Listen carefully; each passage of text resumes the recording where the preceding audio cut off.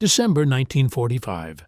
A sealed leather folder is placed on a steel table inside a U.S. Army intelligence vault in Frankfurt.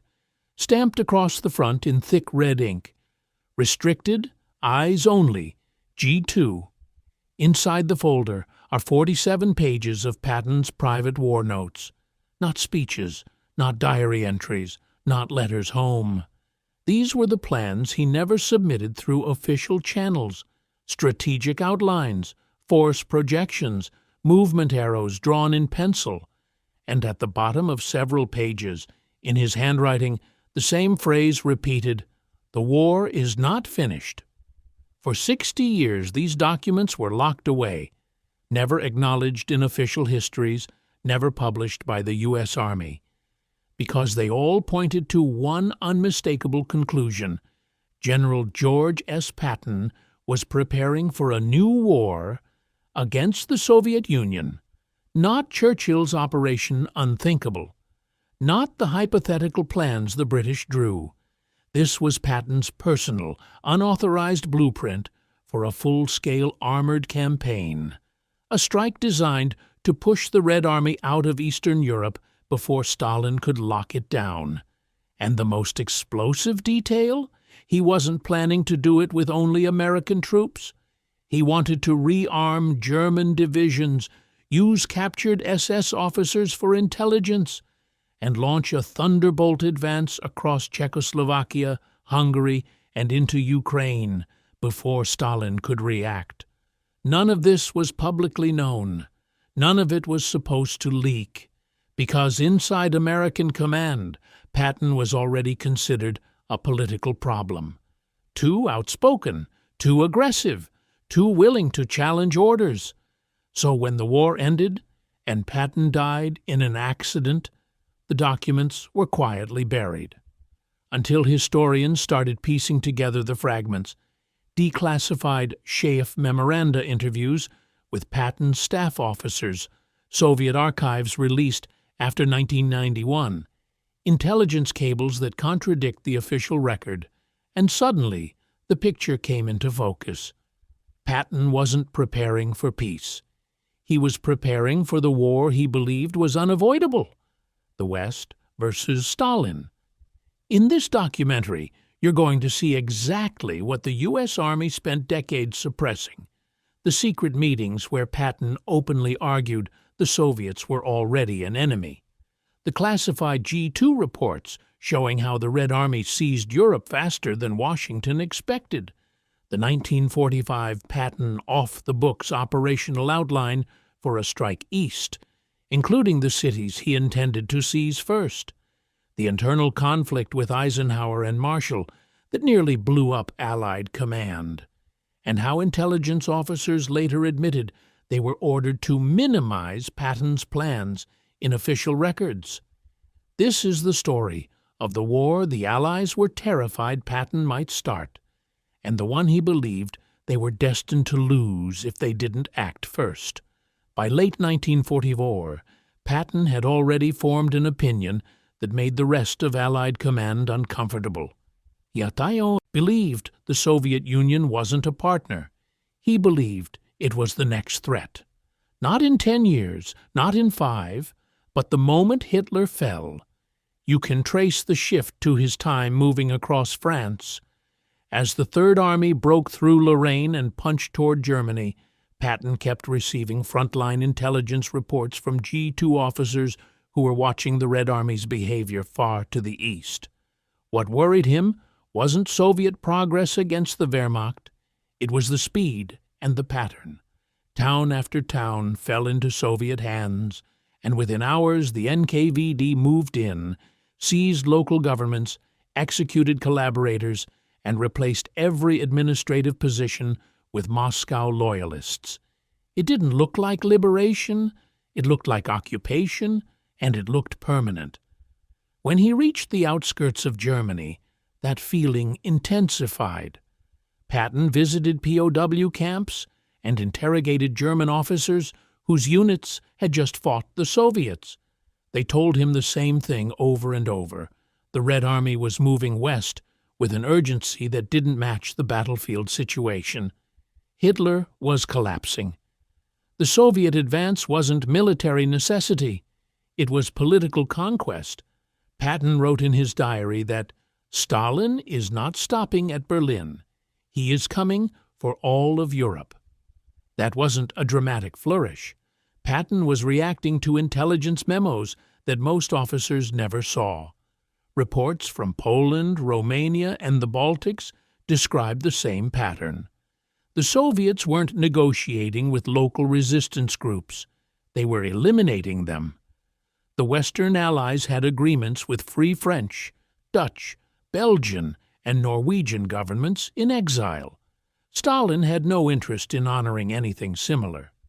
Patton's tipping point came when he began noticing what he called the Soviet shift east of Berlin.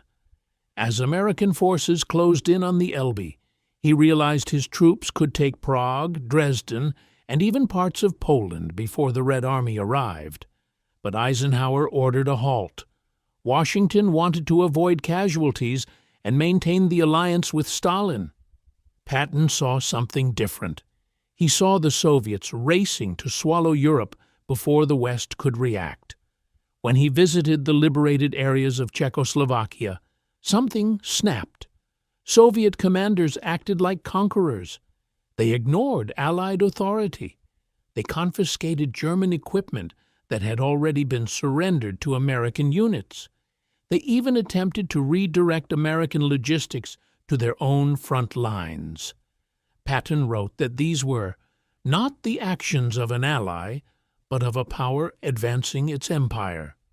Privately, he told his staff that Stalin intended to dominate Eastern Europe exactly the way Hitler tried to dominate Western Europe. The only difference was timing, and Patton believed the West had a small, fragile window to prevent it. By the time Germany surrendered, Patton wasn't just suspicious of Soviet intentions. He was convinced that the geopolitical balance of Europe had already tilted, and the only way to push it back was through force. To him, the real war had already begun, a silent race for territory and influence, and the Allies were losing before they even realized a new enemy was forming. This was the mindset that shaped his next move, a plan he would never send through official channels, but one he developed anyway, a plan to strike first. The first real fracture between Patton and the rest of Allied command appeared in the final weeks of the European War. It began quietly, almost with a routine disagreement, but it escalated into something far larger, a strategic split that exposed exactly how differently Patton saw the post-war world. Eisenhower wanted stability. He wanted a clean end to the conflict, a controlled occupation, a smooth transition from war to peace. Patton didn't believe peace was coming, not with the Soviets racing across the East, not with Stalin absorbing territory faster than the Allies could negotiate boundaries. Every Soviet gain looked irreversible to him, and every American pause looked like surrendering the future of Europe. The clash came to a head when Patton reached the outskirts of Pilsen in western Czechoslovakia. His armored divisions were moving at full throttle, driving deeper than their maps even planned for, and Soviet units were still several days away. Patton's staff told him something that he already sensed. If he kept going, he could reach Prague before the Red Army. Not by hours, by days. It was a strategic opportunity that only appears once in a century. Prague wasn't just another city. It was the political heart of Central Europe. Whoever liberated it would shape Czechoslovakia's future. To Patton, reaching it first meant blocking Soviet expansion. To Eisenhower, it meant risking a direct clash with Stalin's forces. When Patton requested permission to advance, Schaff headquarters shut it down immediately. Eisenhower ordered him to halt. The official explanation was simple.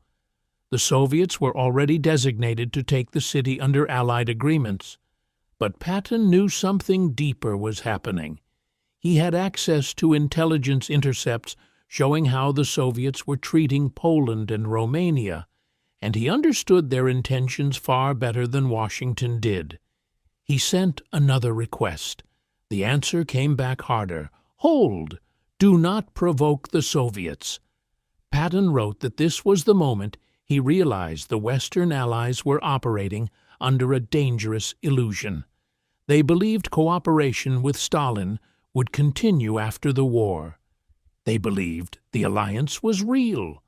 Patton believed the alliance ended the moment Berlin fell.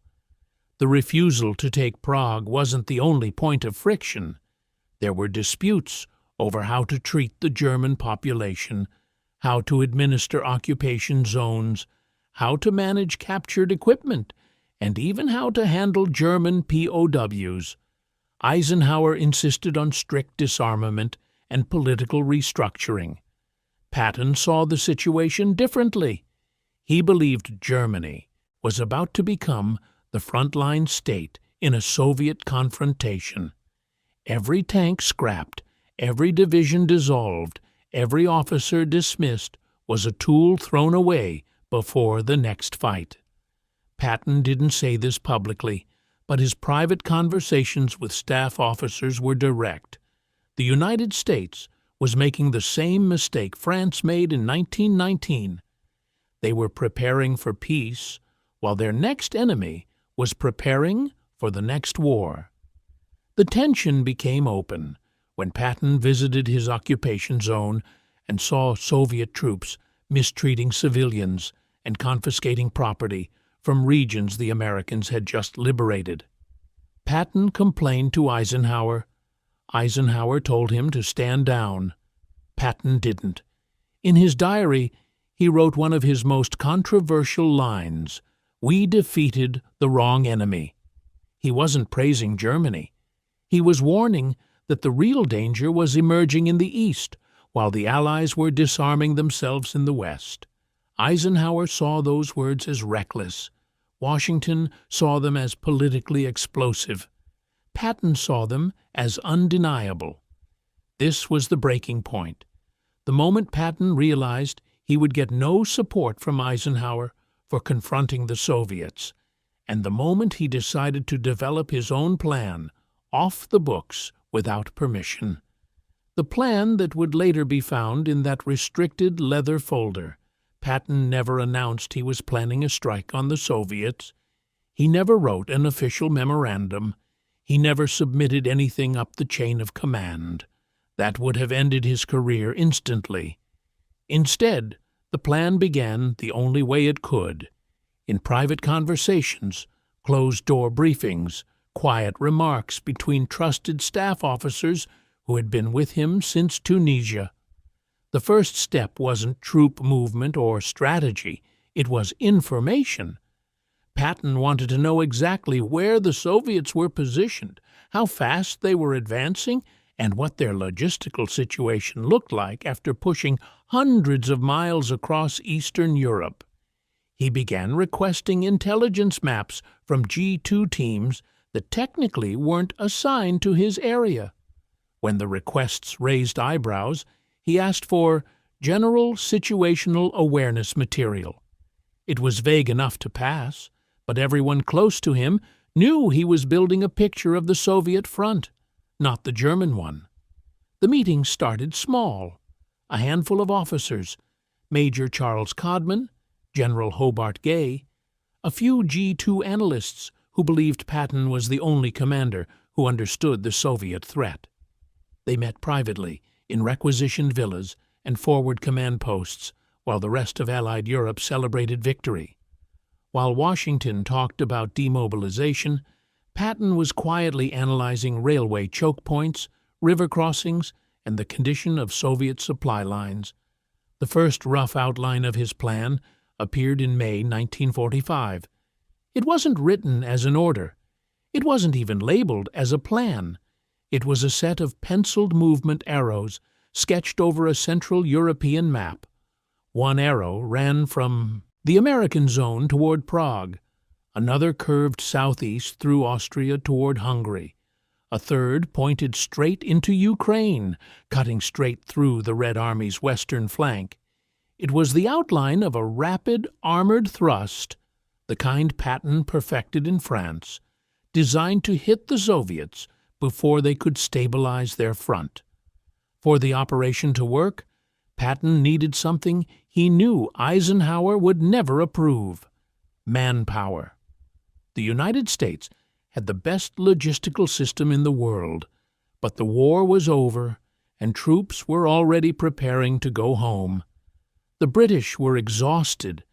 The Canadians were demobilizing. The French military was recovering from years of occupation. Patton saw only one solution, one that was politically unthinkable. He wanted to rearm German units, not the fanatical SS, not ideologues. He meant Wehrmacht divisions that had already surrendered and still had their command structures intact. Patton's logic was simple and ruthless. No one in the world understood how to fight the Red Army better than the German officers who had spent 4 years on the Eastern Front. They knew the terrain. They knew the tactics. They knew the weaknesses lurking beneath the Red Army's massive numbers. To Patton, they weren't enemies anymore. They were the only soldiers who could stop Stalin from taking the rest of Europe. He spoke privately with several high-ranking German officers held in POW camps. Many of them offered the same warning. The Soviets would not pause at Berlin. They would expand as far as the West allowed. Patton later wrote that the German generals were terrified of Russia, and he believed that fear made them honest. He also believed their experience made them indispensable. The real breakthrough came when Patton learned about a captured cache of German tanks, artillery, and transport vehicles stored in American-controlled areas of Bavaria and Thuringia. The equipment hadn't been destroyed yet. It was still fully functional. Patton realized that if he moved fast enough, he could reconstitute several German divisions within weeks. It wouldn't be enough for a long war, but it would be enough to deliver a decisive opening blow, the kind that could cripple Soviet morale and disrupt their political control over Eastern Europe. He never wrote any of this directly, but his staff officers knew what they were helping him prepare. They used neutral terminology: force potential, operational feasibility, logistical assessment. The language was carefully chosen to avoid detection, but the intent was clear. Patton wasn't creating a defensive plan. He was preparing the blueprint for a preemptive strike, a plan to hit the Soviets before they had time to rebuild, before they consolidated their gains, and before Stalin realized the West had understood his real intentions. The first draft was finished by early June 1945. It wasn't filed. It wasn't submitted. It went straight into Patton's personal papers, the same papers that would vanish for 6 decades. He had the foundation of his plan. Now he needed a justification to act, and he was about to get one. The spark didn't come from a single dramatic incident. It came from a sequence of events so aggressive, so deliberate, and so blatant that even officers who disagreed with Patton privately admitted the Soviets were testing the limits of Allied patience. To Patton, they weren't tests. They were warnings, signals that Stalin had no intention of honoring the agreement signed at Yalta or respecting Allied control in liberated Europe. It began with a civilian convoy outside the town of Písek. Patton's forces had liberated the region only days earlier, restoring order after weeks of chaos. A group of Soviet NKVD officers arrived unannounced, claiming they were there to secure German prisoners. Patton's units had already processed those POWs, but the Soviets ignored the paperwork and attempted to seize them anyway. When American officers objected, Soviet troops chambered rounds and threatened to fire. A standoff followed. 40 minutes of tense silence in the middle of a dusty Czech road. The Soviets backed down only after Patton's tanks arrived. The next incident escalated even further. Soviet troops entered an American-controlled rail yard and began dismantling locomotives, loading them onto flatbeds, and preparing to move them east. Patton's logistics officers confronted them, reminding them that the equipment belonged to the U.S. Army. The Soviets didn't argue. They simply kept working, as if the Americans weren't even there. They behaved like owners, not allies. By the time Patton received the report, the Soviets had stripped an entire depot of rolling stock and equipment in less than 24 hours. The most serious provocation came from a Soviet political patrol operating inside Patton's zone without permission. They arrested several Czech officials who had been cooperating with American civil affairs teams and accused them of harboring anti-Soviet sentiment.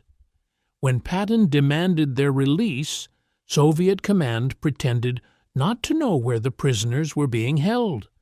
Days later, their bodies were found outside the city, shot in the back of the head. That was the moment Patton stopped treating Soviet actions as misunderstandings. He began describing them as deliberate encroachments. In private, he said it was a preview of what Eastern Europe would look like if Stalin's forces were allowed to expand unchecked. Evidence of that expansion appeared every day. Soviet units were entering villages before Allied boundaries were finalized. They were forcing local leaders to swear loyalty to Moscow. They were seizing factories, mines, farmlands, anything of economic value, and loading the machinery onto trains bound for the east. Patton received reports of entire industrial districts being stripped within days of Soviet arrival. It wasn't war loot.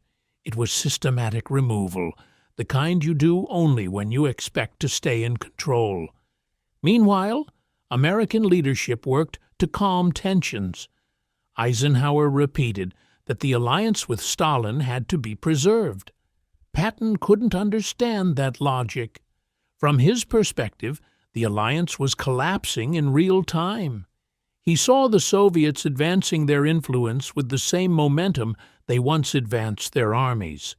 Every day the West hesitated, Stalin gained leverage, and every Soviet provocation strengthened Patton's conviction that the next conflict wasn't hypothetical. It was already unfolding, silently, behind the diplomatic language and victory parades. Then came the final trigger, a moment Patton's aides later described as the instant he stopped waiting for Washington to wake up. It happened at a small bridge near the Bavarian border. American engineers were repairing the crossing when Soviet troops arrived and announced they were taking control of the structure.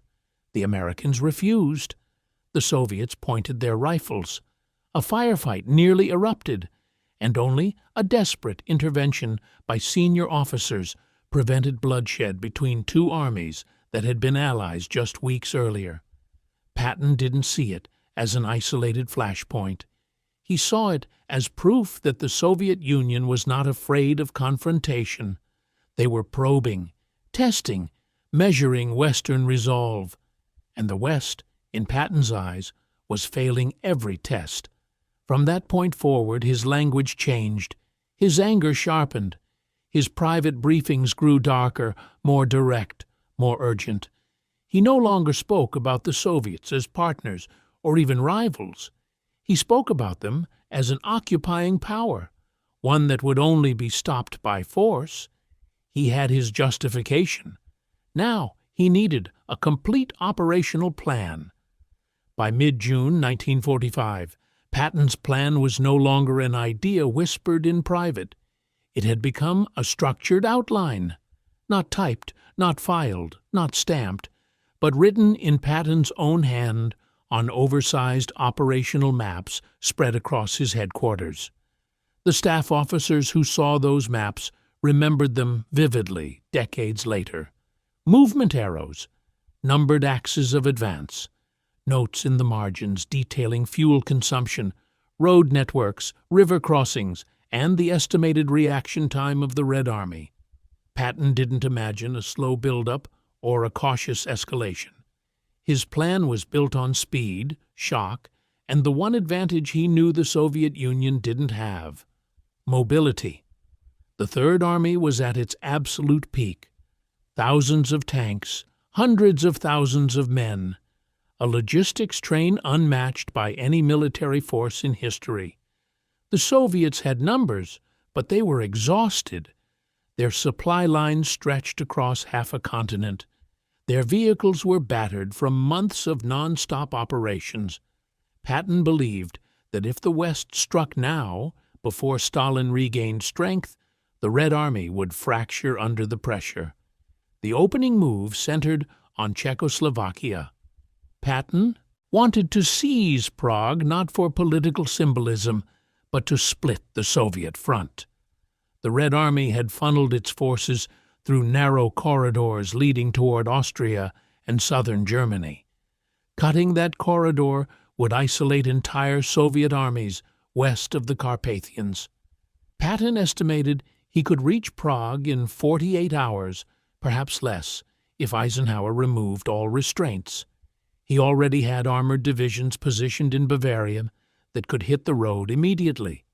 From Prague, the drive would continue southeast. Patton intended to push through Brno and into Hungary. His staff officers later recalled that he emphasized the Danube crossings as the critical point. If American forces seized the river bridges before the Soviets realized what was happening, the Red Army would lose its fastest route to reinforce its southern flank. Patton saw Hungary as the hinge of Eastern Europe. Take it quickly, and Stalin's control over the Balkans would collapse. The most ambitious part of the plan was the final thrust, a drive deep into Ukraine. This wasn't a symbolic gesture. Patton believed the heart of Soviet military strength was concentrated in the Ukrainian industrial regions: steel production, armaments, fuel depots, rail hubs. Everything Stalin needed for another war was there. A fast armored penetration could break the logistical backbone of the entire Soviet Western theater. Patton understood it was risky. It required outrunning supply lines and maintaining a pace even faster than the breakout in France. But he had done the impossible once already, and he believed he could do it again. To achieve this, Patton expected American industry to handle the rest. The United States could ship fuel, ammunition, and spare parts across the Atlantic at a rate the Soviets simply couldn't match. While the Red Army struggled to repair captured German infrastructure, Patton's convoys would keep his divisions moving without interruption. The only missing ingredient was manpower.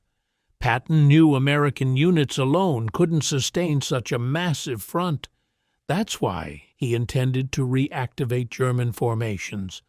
Wehrmacht officers held in POW camps would be offered a stark choice: remain prisoners or fight under American command to stop the Soviets from overrunning Europe. Patton had already identified the most reliable officers, men who weren't Nazis, men who had fought purely as soldiers. He believed they could be re-equipped within weeks, using captured German weapons, vehicles, and artillery that were still fully functional. His staff later described how he envisioned it. American armored divisions would spearhead the advance, supported by German infantry divisions rearmed under strict oversight. Luftwaffe pilots who had surrendered would fly American-owned aircraft after retraining. German mechanics would restore vehicles faster than any Allied service battalion. In Patton's mind, the former enemies were not a liability. They were the key to overwhelming the Soviet numerical advantage. The plan wasn't fantasy. It was built on concrete feasibility. Patton calculated travel distances, fuel consumption, replacement needs, and casualty projections.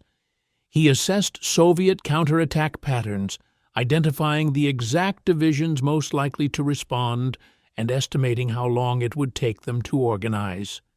He believed the Soviets would be paralyzed for the first 72 hours. By the time they reacted, he intended to have American armor deep inside territory the Red Army considered secure.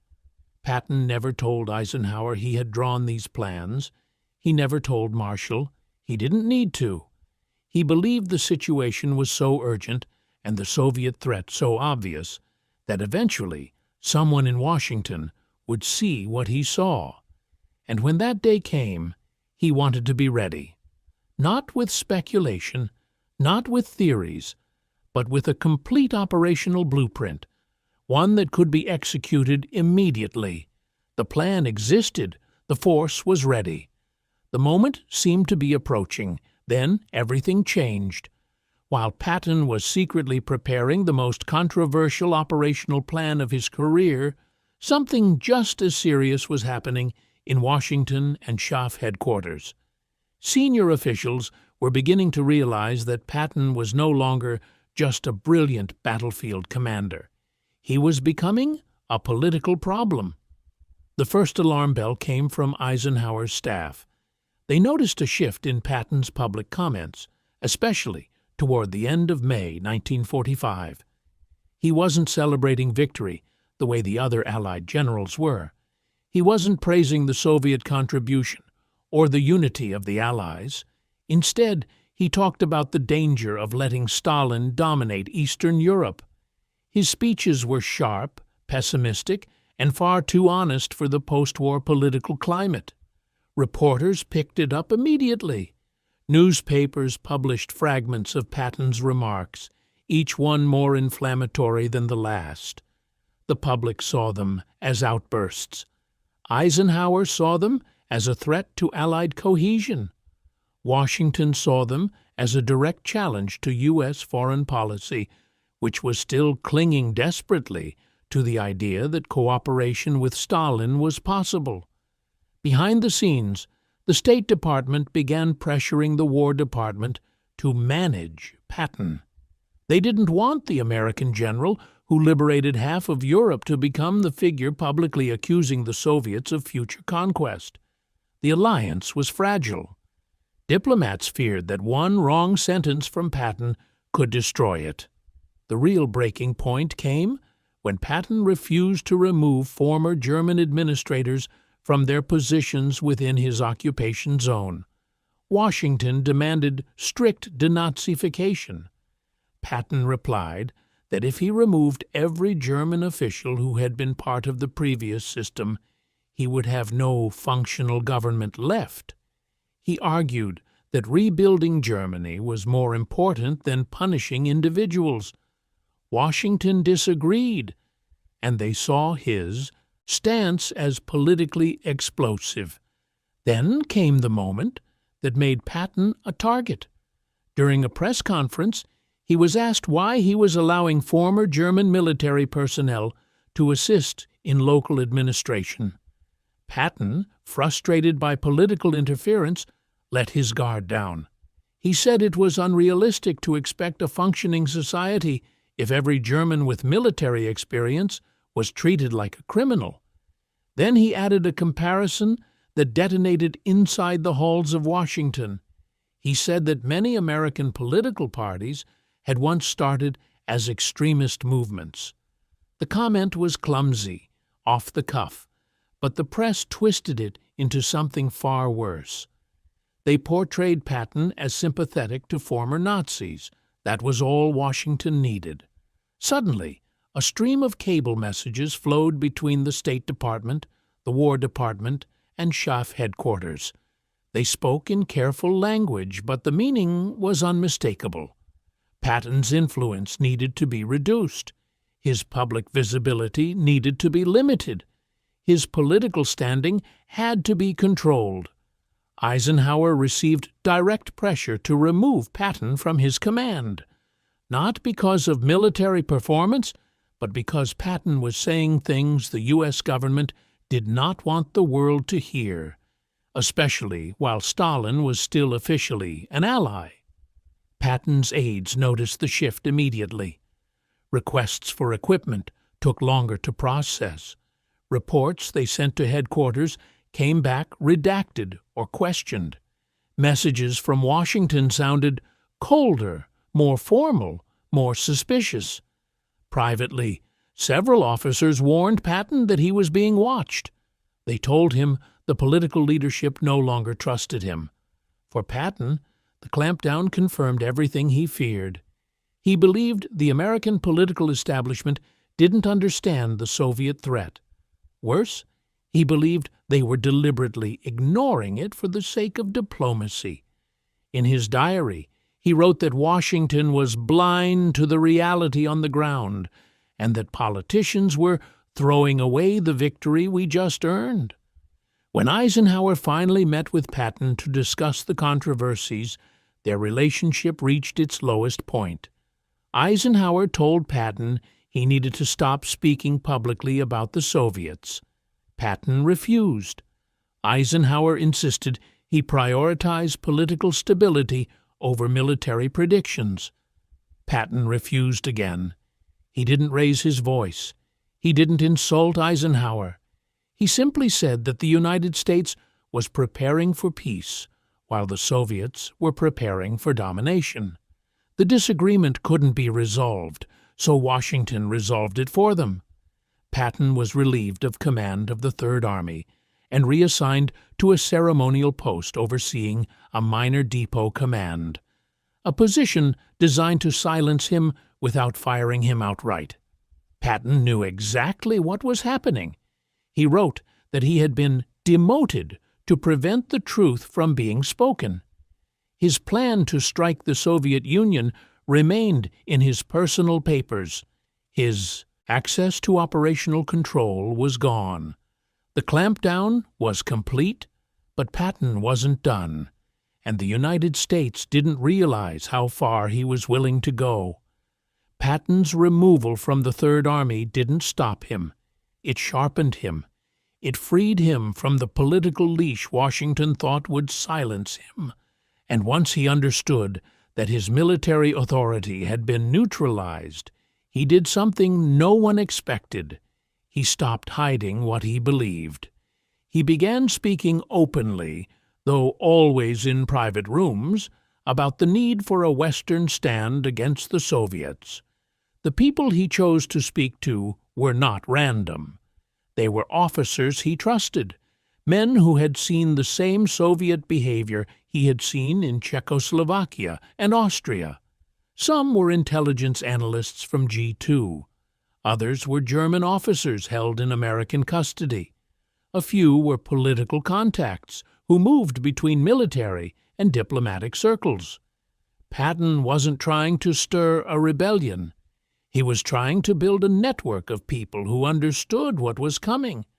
The pattern was always the same. Patton would meet them quietly, often in a requisitioned villa or a converted staff office.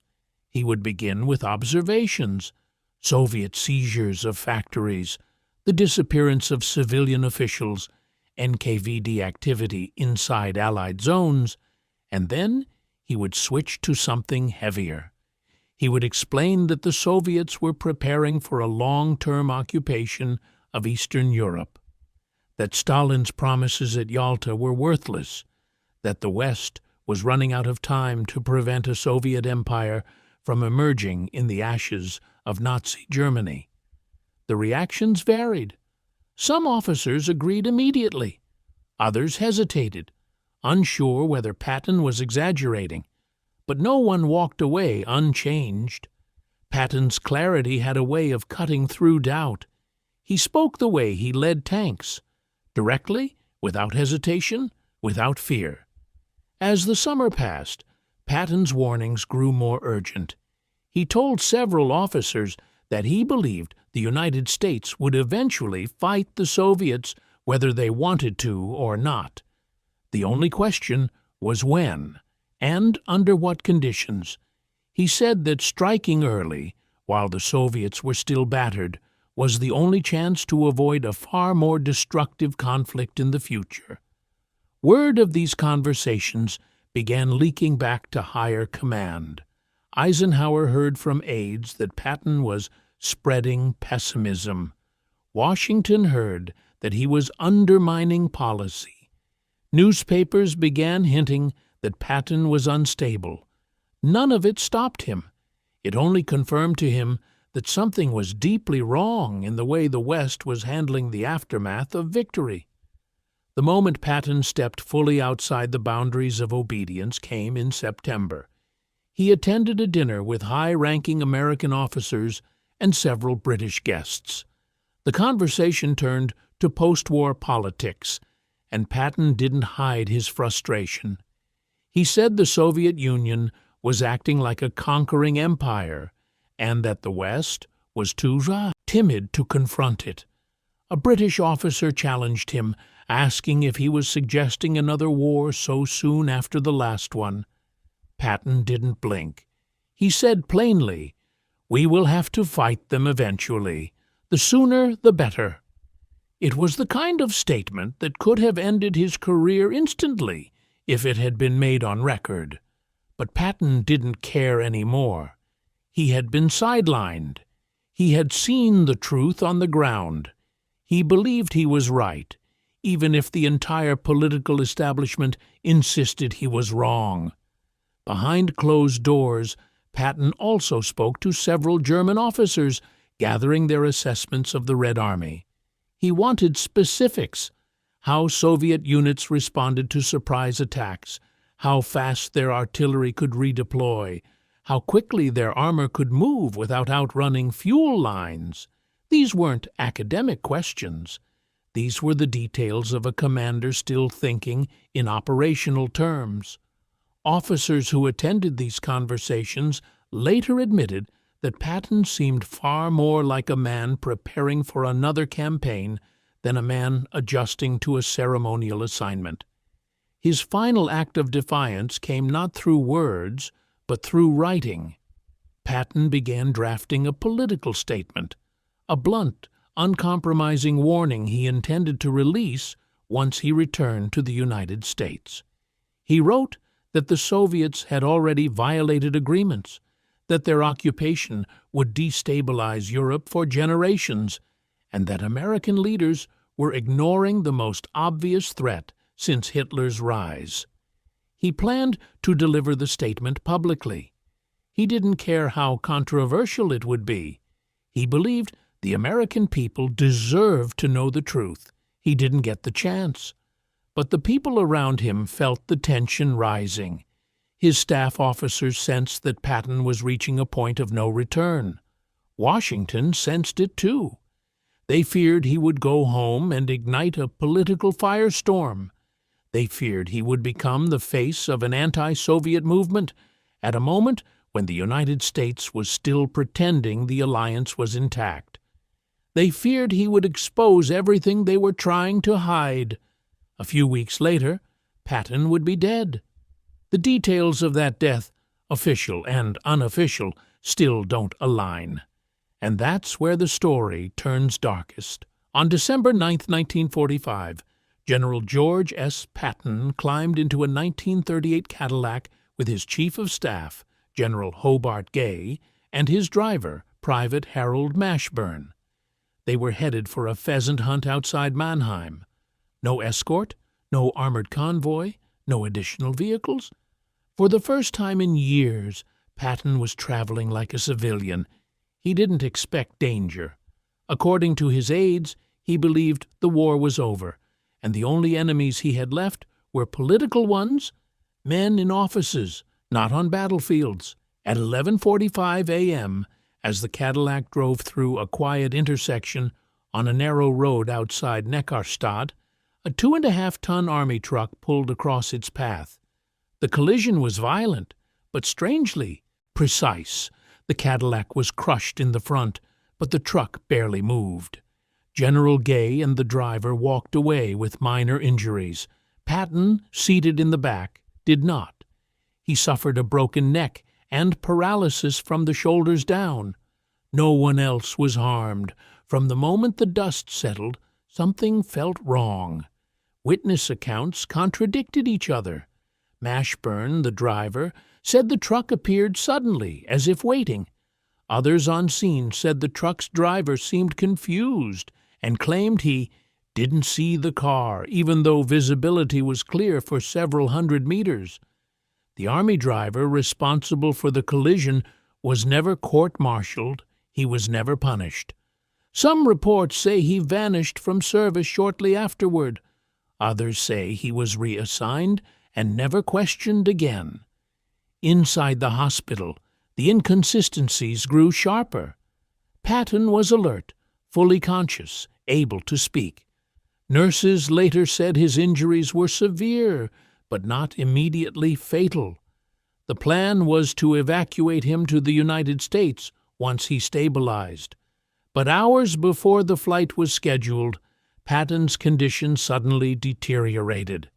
A pulmonary embolism, doctors said, a blood clot, unexpected, catastrophic, unstoppable. There was no autopsy. There was no forensic review. There was no independent investigation. Patton's body was buried before any medical examiner outside the U.S. Army could review the cause of death. Years later, General Gay admitted to biographers that he always felt the circumstances did not sit right. He avoided details. He avoided speculation. But he hinted that forces far above him had already decided how Patton's story would end. After the Cold War, declassified intelligence files deepened the mystery instead of resolving it. Several OSS documents, once sealed, revealed that Patton's open criticism of the Soviets had made him a complicating factor in early U.S.-Soviet relations. British records from MI5 referenced Patton as a potential source of destabilization. Soviet archives released in the 1990s showed that Stalin personally monitored Patton's statements, calling him dangerous. In one NKVD briefing, Patton is described as a threat to post-war agreements.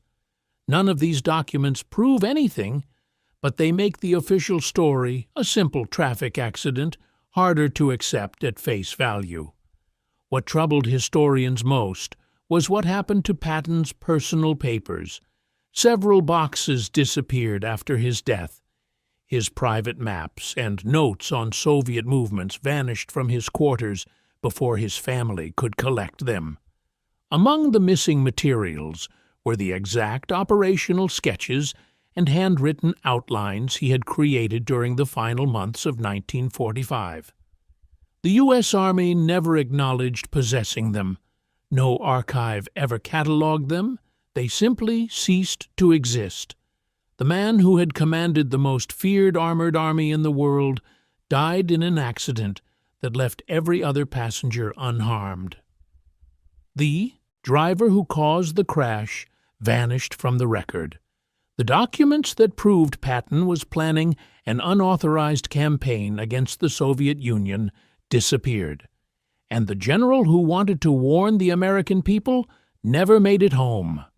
Officially, it was a tragedy. Unofficially, it was the end of a problem. Even historians who refuse to entertain conspiracy theories agree on one point: Patton's death solved something for everyone who needed him gone. Washington avoided an explosive public conflict with the Soviets.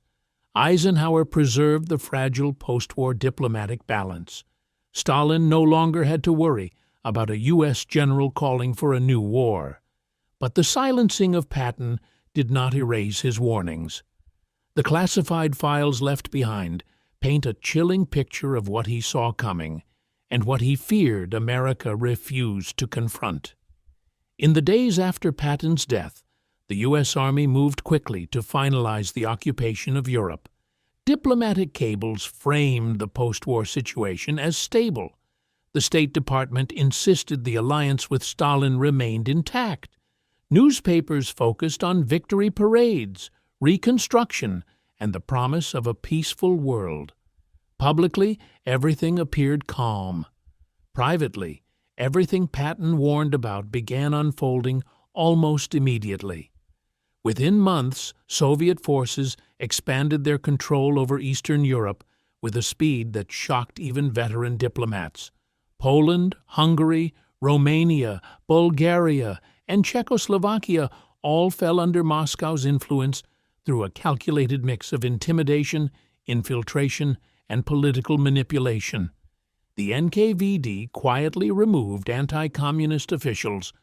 Soviet advisors embedded themselves in police forces, ministries, and military commands.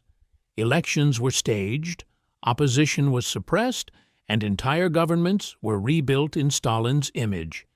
It happened exactly the way Patton predicted it would. American officials who had dismissed Patton's warnings now found themselves watching the Soviet Union draw an Iron Curtain across the continent. The term Iron Curtain itself emerged only months after his death, describing the same geopolitical divide Patton had outlined in his private papers. The Allies no longer spoke about cooperation, they spoke about containment. The optimism of 1945 dissolved into suspicion. The Cold War began before the ink on the peace treaties had dried. Patton had seen it coming not because he was prophetic, but because he was on the ground, watching the Soviets act with the confidence of a power that knew no one would stop them. He understood the psychology of armies and the ambitions of dictators. Stalin, to him, was simply another conqueror, using ideology, instead of tanks, to secure territory. And he understood that the West had one moment, only one, to prevent a divided Europe. That moment vanished the day he was removed from command. What remains most striking is how closely early Cold War strategy mirrored the blueprint Patton had drawn in secret. When the United States began studying Soviet vulnerabilities in the late 1940s, analysts focused on the same choke points Patton had highlighted: the Danube Basin, the Ukrainian Industrial Corridor, the Central European Rail Network. When military planners discussed a hypothetical war with the USSR, they proposed the same rapid armored thrusts through Czechoslovakia and Hungary that Patton had mapped years earlier. Even more unsettling is the testimony from intelligence officials decades later. Some admitted that Patton's private assessments of the Soviet threat were far more accurate than the official reports Washington relied on in 1945. Others hinted that Patton's death removed the one figure who could have forced a political reckoning the world wasn't ready for. Had Patton lived, he would have returned to the United States and spoken openly. His voice, loud, unfiltered, and impossible to ignore, would have accelerated the end of the wartime alliance. It might have forced Truman to confront Stalin sooner. It might have changed the shape of the Cold War. It might have even prevented some of the early Soviet conquests that reshaped Europe. Instead, Patton's warnings were buried along with his body. His maps disappeared, his notes vanished, and for decades his role in the geopolitical transition from World War II to the Cold War remained blurred, softened, sanitized by official histories. But the truth survived in fragments: diaries, declassified files, interviews, Soviet archives. And when those pieces are reassembled, the picture becomes unmistakable. Patton wasn't reckless. He wasn't unstable. He was early. He saw the future before anyone wanted to face it. In the end, the war he feared came anyway. Not with tanks racing across Europe, but with ideology, espionage, nuclear brinkmanship, and decades of tension that threatened global annihilation. Patton believed the West had a narrow window to act decisively. History proved he was right about the danger, just wrong about the timing and the method. His plan was never executed. His warnings were never heeded. But his vision of the coming conflict became the defining struggle of the 20th century. And the most classified part of his legacy remained hidden for 60 years, until the documents finally surfaced and revealed what he saw, what he feared, and the war he believed had already begun. History remembers Patton as the warrior who broke through North Africa, crushed the German counterattacks in Sicily, and rolled across France with a speed the world had never seen. But the documents buried for decades reveal a different story, a final chapter that was never meant to be public.